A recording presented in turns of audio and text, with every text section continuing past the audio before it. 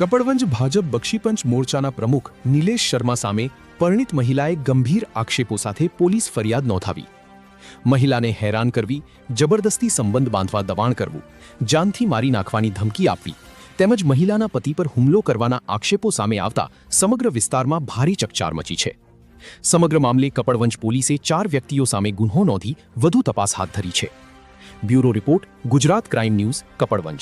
Police સ્ટેશનની અંદર 270/26 મુજબનો ગુનો રજીસ્ટર થયેલ છે, જેમાં બીએનએસ ની કલમ 64(2)M 308(2) 115(2) 351(3) 352 અને 54 મુજબની ફરિયાદ છે, જે દિનેશભાઈ શર્મા એમના ઘરના બીજા અન્ય સભ્યો, કુલ 4 સભ્યો વિરુદ્ધ ફરિયાદ છે।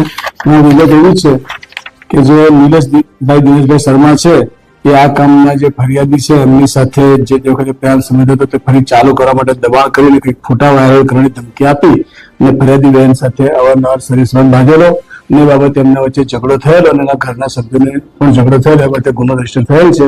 ગુનાની તપાસ રાજેન્દ્રસિંહ આઈ સોલંકી જે પોલીસ ઇન્સ્પેક્ટર કપડવંજ ટાઉનના છે એ કરી રહ્યા છે। કાયદેસરની કાર્યવાહી ચાલુ છે।